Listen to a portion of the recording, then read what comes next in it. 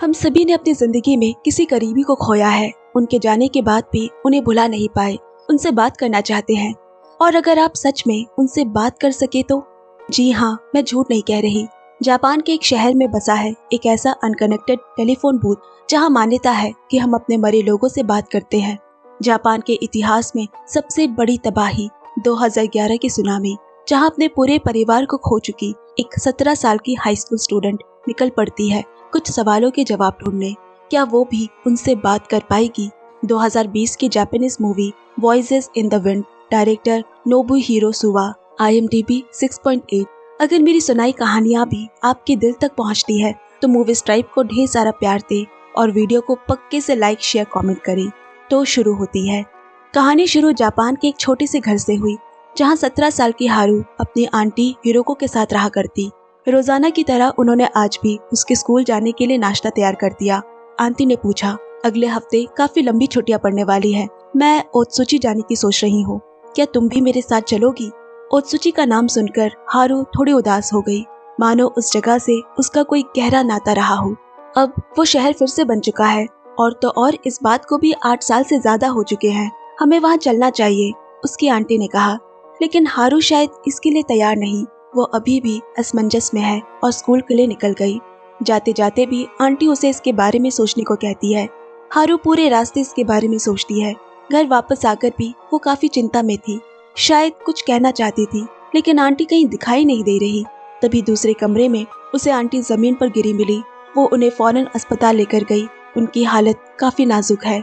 Aunty को ऐसी हालत में देख उसे काफी दुख होता है। पहले माँ बाबा और भाई के जाने का गम, और अब आंटी। न जाने क्यों मेरे साथ ऐसा होता है, मायूस हारू सोचते सोचते शहर को पीछे छोड़ दूर निकल आई, जो कि एक डेंजर जोन एरिया है जहाँ पर लैंडस्लाइड और भूकंप आने की वजह से सब कुछ बर्बाद हो चुका था। अपने सामने इतनी बड़ी तबाही देखकर उसका मन विचलित हो उठा और वो जोर जोर से रोने लगी। जैसे जैसे वो अंदर दाखिल हो रही है वैसे वैसे उसकी आंखों से आंसू और तेजी से बहने लगे। अपने माँ बाबा को पुकारते हुए कहती है, आप कहाँ हैं? मुझे आपको एक बार देखना है। ऊपर वाले से उसकी जिंदगी उजाड़ देने के लिए उन्हें खूब कोसती है और फिर वही बेहोश होकर गिर गई। वो तो भला हो एक गाड़ी वाले का, जो सही समय पर आकर उसे वहां से उठाकर अपने घर ले आया। उस आदमी का नाम कोही है। वो उसे यहीं थोड़ी देर आराम करने को कहता है, लेकिन हारू को हिचकिचाता देख वो बोला, चिंता मत करो, मेरी माँ भी साथ ही रहती है और चाहो तो अभी तुम्हें तुम्हारे घर भी छोड़ दूं। वैसे तुम कहाँ से आई हो? तुम्हें वहाँ ऐसे पड़े देख तो मैं घबरा ही गया था। तभी उस आदमी कोही की बूढ़ी माँ वहाँ आई, जो बीमार भी है और उनकी याददाश्त भी कुछ खास नहीं रही। वो हारू को देखकर उसे अपनी बेटी आयो को समझ बैठी। उसका हाथ पकड़कर चूमने लगी, रो रो कर उसे कहती, बेटी मुझे माफ करना। पर यह माफी किस चीज की थी? मेरी माँ ने 10 साल पहले मेरी छोटी बहन आयोको को खोया, फिर मेरे बाबा को, और उसके बाद से ही माँ की ऐसी हालत हो गई है। और भी बुरा होना बाकी था जब मेरी पत्नी बच्चों के साथ यहाँ से चली गई। शायद इसमें भी मेरी ही कोई गलती रही होगी। कोही बोला, ये जो जगह तुम देख रही हो पहले बहुत ही शांति से भरी जगह थी। पिछले साल भारी बरसात की वजह से हुई लैंडस्लाइड ने यहाँ मातम मचा दिया। बस कुछ ही किस्मत वाले लोग जिंदा बच सके, जिनमें से हम भी शामिल हैं। अब ईश्वर ने जिंदगी दी है तो उसे जीना भी पड़ेगा, और जीने के लिए खाना जरूरी है और माँ का ख्याल भी तो रखना है। बस इसी गम को दिल में समेटे हुए मैं और मेरी माँ अपने दिन काट रहे हैं। बेटी की बात सुनकर बुजुर्ग माँ की याददाश्त थोड़ी वापस आने पर हारू से पूछने लगी कि तुम कौन हो और कहाँ से आई हो? मेरा नाम हारू है और मैं ओत्सुची से हूँ। दोनों माँ बेटी ओत्सुची का नाम सुनकर थोड़ा चौंक उठे, क्योंकि ये वही जगह थी जहाँ सबसे ज्यादा सुनामी ने अपना कहर बरसाया था। उन्हें भी कहीं न कहीं अंदाजा लग चुका था कि जरूर इस लड़की ने भी किसी अपने को खोया है। तभी हारू बोल उठी, 8 साल पहले मैं भी अपना पूरा परिवार उस सुनामी में खो चुकी हूँ। जिसे सुनकर कोही का दिल धक सा हो गया। इसके बाद उसने उसे समझा बुझा कर खाना खाने को कहा। अब खाना खा लेने के बाद रात में कोही हारू को उसकी बताई हुई जगह पर छोड़ दिया और जाते जाते बोला, तुम्हें पता है मेरी बहन की मौत किसी दुर्घटना में नहीं बल्कि उसने आत्महत्या की थी। जब मैंने तुम्हें पहली बार देखा तो तुम में मुझे अपनी बहन नजर आई। प्लीज जिंदा रहना, जिंदगी बार बार नहीं मिलती। हारू ने हाँ में जवाब दिया। फिर उसने उसे रास्ते के लिए कुछ फल थमा कर वहाँ से चला गया। ट्रेन में पूरी रात का सफर तय करने के बाद हारू ने सुबह अपनी मंजिल के लिए एक गाड़ी में लिफ्ट मांगी क्योंकि जहाँ उसे जाना है उसके लिए उसे अभी काफी लंबा सफर तय करना है। एक नेक दिल भाई बहन ने उसे अपनी गाड़ी में लिफ्ट दे दी। हारू की ऐसी हालत को देख उसे लग रहा है कि ये लड़की घर से भागी हुई है। गर्भवती बहन यूका तो उसे अपने घर ले जाने को भी तैयार थी, मगर उसका भाई किसी अनजान लड़की को अपने साथ रखकर पुलिस के लफड़े में नहीं पड़ना चाहता। फिलहाल के लिए दोनों उसे एक रेस्टोरेंट में लेकर गए और खाना ऑफर किया। अब चुप्पी तोड़ यूका के भाई ने पूछा, क्या तुम्हारे घर वालों को पता है कि तुम यहाँ इस तरह घूम रही हो? ऐसे स्कूल यूनिफॉर्म में घूमना कितना खतरनाक हो सकता है, इसका अंदाजा भी है? कोई किडनैप कर सकता है, क्या पता हम ही वो किडनैपर हो। ये दुनिया बुरे लोगों से भरी पड़ी है। खाना भी आ गया। तब तक खाना खाते दोनों भाई बहन आपस में खूब हंसी मजाक करते, जिससे हारू भी उनके साथ थोड़ी बहुत कंफर्टेबल फील करने लगी। उन्हें लंच के लिए धन्यवाद भी किया। यूका प्रेग्नेंट होने की वजह से बहुत जल्दी थक जाया करती है। उसे आराम करता देख हारू उसका हालचाल लेने उसके पास आई। यूका बोली, जल्दी से 1 से 2 होने वाली हूँ। अब हारू ने बच्चे का स्पर्श करने यूका के पेट पर अपना हाथ रखा और एक अजीब सी हलचल हुई। वो काफी खुश हो उठी। यूका बोल पड़ी, पूरा संसार इसी कोख से शुरू होता है, और अपने पति को याद करने लगी। मेरी बेटी कुछ दिनों में इस दुनिया में कदम रखने वाली है, लेकिन उसके ऊपर पिता का साया नहीं होगा, मगर फिर भी मैं वो सारा प्यार उसे दूंगी। इसी के लिए तो जी रही हूँ, मेरा आखिरी सहारा, जिसके साथ मैं जिंदगी के कुछ कीमती वक्त गुजारूंगी और ढेर सारे गाने गाऊंगी। अब हारू को उन्होंने उसकी बताई जगह पर छोड़ा और फिर उससे उसका पर्स मांगा, जो कि पूरा खाली पड़ा था। 5,000 रुपये डालकर कहा, ये कोई उधार नहीं है, मेरे पैसे मुझे जरूर वापस कर देना, और अपना विजिटिंग कार्ड उसे दे देता है। ये एक अनजान सफर के राही का प्यार था, जो उसे दोबारा से मिलने की तमन्ना रखते हैं। यूका से तो उसका इतना लगाव हो गया कि वो उसे अकेला छोड़ना ही नहीं चाहती, पर हर किसी की अपनी अलग मंजिल है और सबको एक दिन अपने ही रास्तों पर चलना पड़ता है। यूका बोली, घर पहुंचकर मुझे फोन करना, मैं इंतजार करूंगी, और जरूरत पड़े तो मेरे भाई को कभी भी फोन कर सकती हो। अपना ख्याल रखना हारू। हारू की किस्मत कितनी भी खराब क्यों ना हो, लेकिन इस अनजान सफर में उसे जितने लोग मिले वाकई सभी दिल के बहुत अच्छे थे। ओत्सुची का सफर अभी भी काफी लंबा था। एक जगह शाम को रुककर उसने अपने कपड़े बदले और फिर कुछ खाना लेकर रोड पर ही बैठ गई। तभी 3 राह चलते बदमाश लड़के उससे जोर जबरदस्ती करने लगे। इससे पहले हारू के साथ कुछ बुरा होता, मारियो नाम के एक लड़के ने उसकी जान बचा ली। उसने भी हारू से वही सवाल पूछा, आखिर तुम कहाँ से आ रही हो? इकवाटे हारू के कहते ही मारियो हल्का सा मुस्कुराया, क्योंकि हारू अपने शहर से काफी दूर आगे आ चुकी है। रात भर के सफर के बाद कब सुबह हो गई पता ही नहीं चला। मारियो उसके लिए सैंडविच लाया है। तुम इकवाते में कहाँ से हो? मैं ओत्सुची से। ये नाम सुनकर मारियो कुछ सेकंड के लिए शांत हो गया। उसे भी उस जगह की अनगिनत मौतों के बारे में पता है। मारियो के पूछने पे कि क्या वो घर जा रही है, हारू ने हामी भरी। मारियो बोला, मैं टोक्यो से साइतामा जा रहा हूँ, इस बीच तुम्हें किसी नजदीकी जगह पर छोड़ दूंगा। रास्ते में उसने एक छोटे से कैफे के नजदीक अपनी गाड़ी रोकी और हारू के साथ वहाँ चाय का ऑर्डर दिया। लेकिन मारियो यहाँ सिर्फ चाय पीने नहीं आया था, असल में वो यहाँ किसी को ढूंढ रहा है, जिसका नाम मेहमत है। फोन से उसकी फोटो निकालकर काफी लोगों से पूछताछ की। पहले तो सभी ने उसे पहचानने से इनकार किया, लेकिन फिर एक आदमी ने उसे पहचान लिया और उसे मेहमत के परिवार से मिलवाया भी। दरअसल फुकुशिमा में आई एक तबाही में मेहमत ने उसकी बहुत मदद की थी, इसीलिए मारियो यहाँ आया था। लेकिन बदकिस्मती से वो चाहकर भी उसे मिल नहीं पाया, क्योंकि उसे रिफ्यूजी होने की वजह से इमिग्रेशन वालों ने कई सालों से उसे जेल में डाला हुआ है, जिस वजह से उस बेचारे का परिवार काफी परेशान है। हारू भी मेहमत के परिवार के लोगों से काफी घुल मिल जाती है, उन्हें अपने बारे में भी बताया, यहाँ तक कि अपने परिवार की फोटो भी दिखाई। चंद घंटों की मुलाकातों में ऐसा लग रहा था मानो वो एक दूसरे को काफी लंबे समय से जानते हैं। जाते जाते सबने हारू को अलविदा कहा और फिर दोनों आगे के सफर के लिए निकल पड़े। जैसे जैसे ओत्सुची नजदीक आ रहा, वैसे वैसे तबाही का मंजर भी दिखाई देने लगा था। ओत्सुची से पहले फुकुशिमा वो शहर था जहाँ पर सुनामी ने बहुत ही बुरा हाल किया था। मारियो भी यहीं से है। चारों तरफ केवल सन्नाटा है, घर कम और कब्रिस्तान ज्यादा लग रहे हैं। तभी एक घर के सामने मारियो ने अपनी गाड़ी रोकी। हारू ने पूछा, ये किसका घर है? मेरा, मारियो बोला। दोनों घर के भीतर दाखिल हुए। घर की हालत वाकई खराब है। आज भी वैसे का वैसे ही लग रहा है, जैसे कोई जल्दबाजी में सब कुछ छोड़कर यहाँ से गया हो। साफ साफ समझ आ रहा था कि कितना दर्दनाक दिन होगा वो, जब उन्हें सामने उनकी मौत दिखाई दी होगी।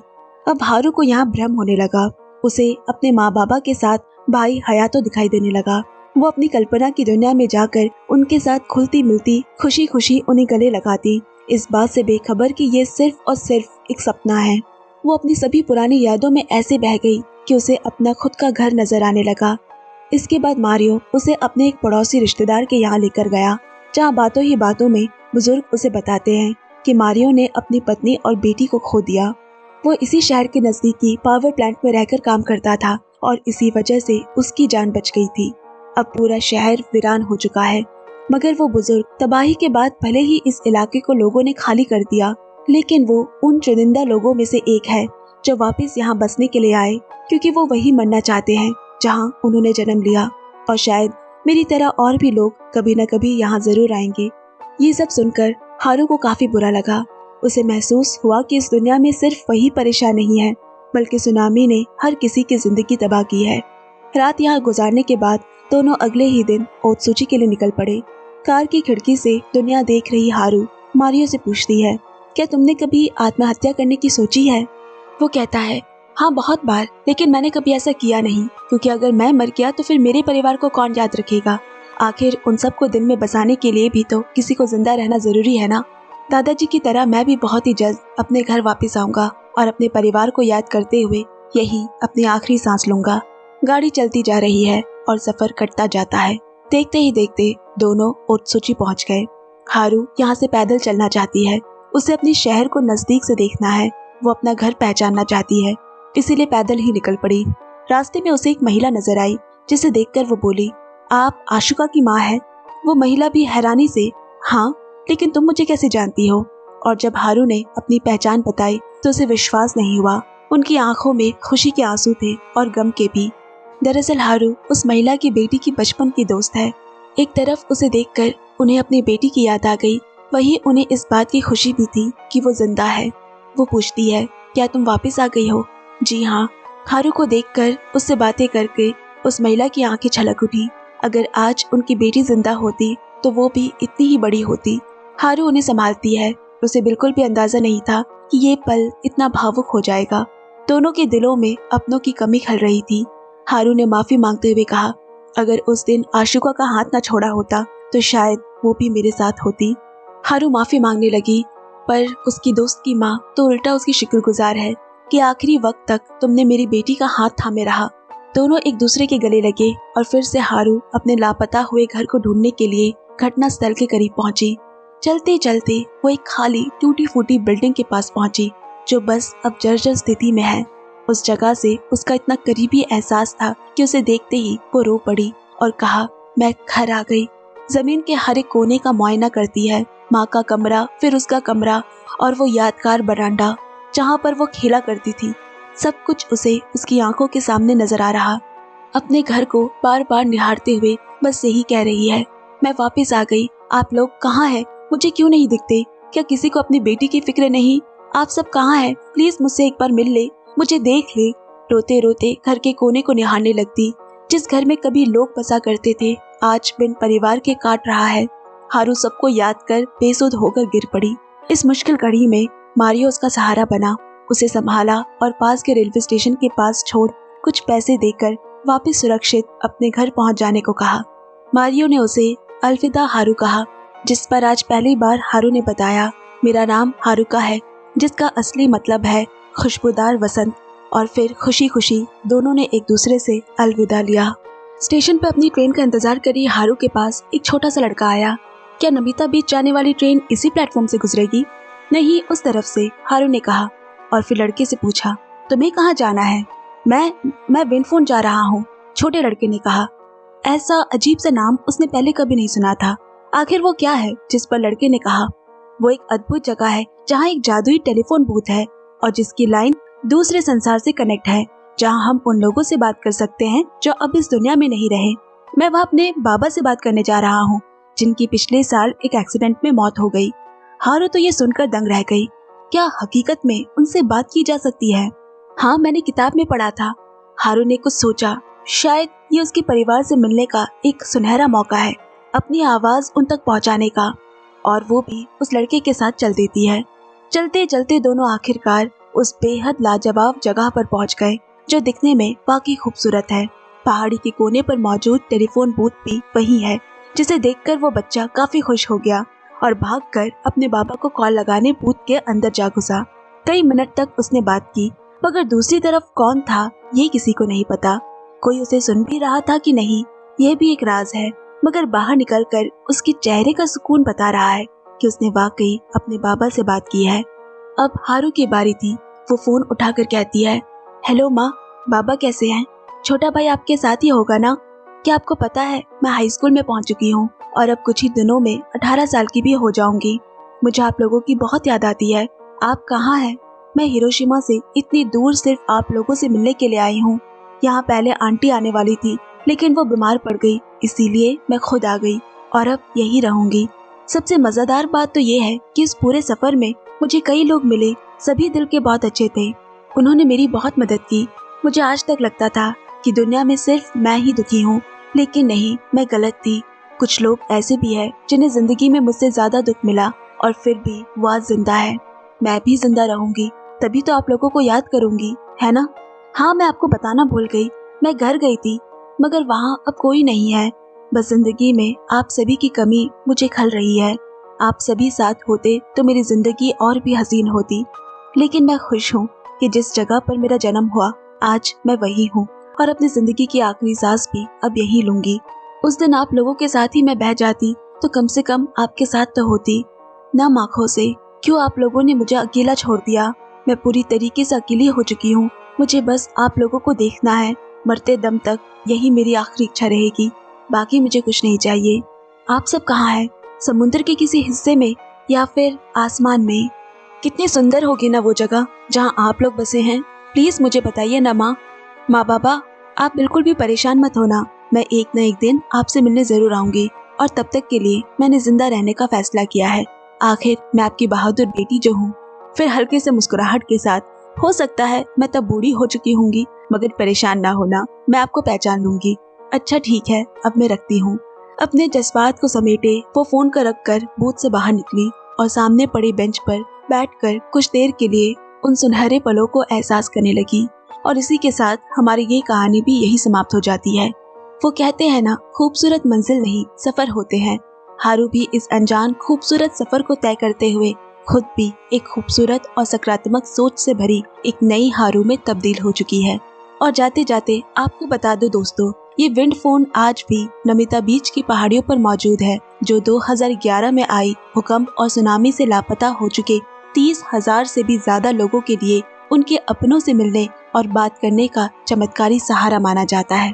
अब अगली कहानी में आपसे मिलती हूँ, तब तक सुनते रहिए, सुनाते रहिए मूवीज ट्राइब। बाय बाय दोस्तों, टेक केयर।